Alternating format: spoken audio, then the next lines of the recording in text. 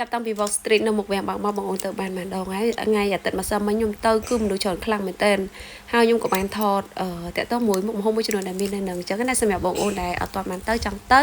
អាចមើលវីដេអូនោះបានថាតើមានអីគេខ្លះមុននឹងយើងទៅអញ្ចឹងណាមានរបស់ញ៉ាំអីគេខ្លះអានេះគឺបងអូនអាចមើលបានប្រភេទសាច់ក្រកសាច់អីបុកល្ហុងបុកអីខ្យងខ្ចៅអីហ្នឹងគឺមានច្រើនមែនតើហើយក្នុងហ្នឹងខ្ញុំក៏ប្រាប់តម្លៃមួយចំនួនដែរអ្វីដែលខ្ញុំបានដឹងអញ្ចឹងណាតាក់ទងមួយតកកឈូសនេះបងអូនដាក់ក្តៅពេកឃើញតំណងក៏ញ៉ាំមួយកែវទៅបងអូនគិតថាមួយកែវប៉ុន្មានដែរមួយកែវ5000រៀលសម្រាប់តកកឈូសហ្នឹងណាហើយសម្រាប់ភេសជ្ជៈកែវទុយនេះវិញមកដបវាមាន3500 4000ទៅតាមប្រភេទអញ្ចឹងណាបងអូនចឹងសម្រាប់ទីតាំងនៅហ្នឹងគឺមានការលក់ដូរច្រើនខ្លាំងមែនតើតែអ្វីដែលខ្ញុំមើលឃើញថាភាគច្រើនគឺមានប្រភេទបុកល្ហុងនិងប្រភេទប្រហិតអីគឺច្រើនហើយសម្រាប់ប្រភេទសាច់ចង្កាក់នេះមានចង្កាក់2000ណាបងអូន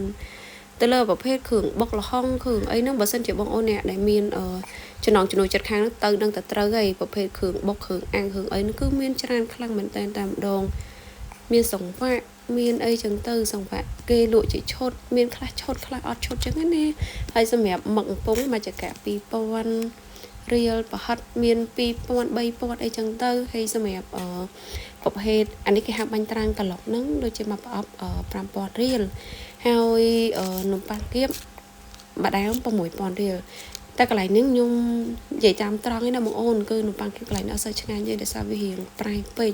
សម្រាប់ខ្ញុំញ៉ាំទៅវាអត់សូវឆ្ងាញ់អីចឹងណាហើយមានអីផ្សេងៗច្រើនទៀតបងអូនមានសាច់ក្រកមានអីចឹងមកចង្កាក់3 4 5000អីចឹងទៅតាមចង្កាក់ច្រើនចង្កាក់តិចអីអញ្ចឹងណាបងអូនមានទាំងព្រីងទាំងគុយទាំងអីអូននិយាយទៅគឺសម្បូរបែបខ្លាំងមែនតើបើសិនជាបងអូន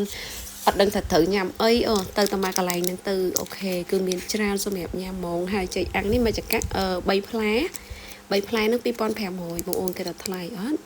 មានមឹកអាំងមឹកអីមឹកនេះតំណងមើលទៅដោយសារគាត់អត់មានប្រូលាក់ប្រូអីចឹងណាកន្លែងខ្លះគេប្រូលាក់មើលទៅអត់តំណងញ៉ាំទេមានម្ជូរមាននំខ្មែរ1000អូច្រើនមែនតើនិយាយពី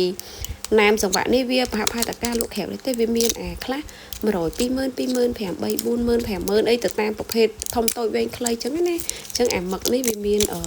អាទូច2000ទៅអាធំ4000 5000អីចឹងទៅមឹកហ្នឹងណាហើយប្រភេទនំខ្មែរនេះគឺតាមខ្ញុំចាំវាមាន4000 5000 6000 7000ណាតែប្រភេទសម្ភារៈអីអស់នេះវិញខ្ញុំអត់ដឹងតម្លៃបងប្អូនឯសាយើងអត់បានទិញអីហើយក៏អត់បានសួរអ្នកលក់អីដែរសម្រាប់មឹកទូចហ្នឹងគឺពី3កន្លែងដែលខ្ញុំបានចូលទិញនេះវាអត់ខុសគ្នាបងអូនមកចង្កាក់2000តែមានកន្លែងខ្លះទិញ10ថែមមួយកន្លែងខ្លះអត់មានថែមទេនំខ្មែរនេះ1000 អញ្ចឹងណាបងអូននំចេកនំអីហ្នឹងមួយថងដូចជា5000អានេះមកប្រទេសខ្ញុំទិញដូចជា3000តែវាអាចតម្លៃខុសគ្នាពីកន្លែងមួយទៅកន្លែងមួយបងអូនមិនមែនថាតម្លៃអ្វីដែលខ្ញុំនិយាយទៅហ្នឹងគឺសិតតែតម្លៃដូចគ្នាchứគឺអត់ទេបងអូនវាអាចលើខ្វះគ្នា500អីចឹងណាវាតាមអ្នកលក់មួយដែរអញ្ចឹងពេលខ្លះយើងទិញបើយើងទិញច្រើនយើងអាចតថ្លៃគេអីទៅតាមហ្នឹងចឹងណាបងអូន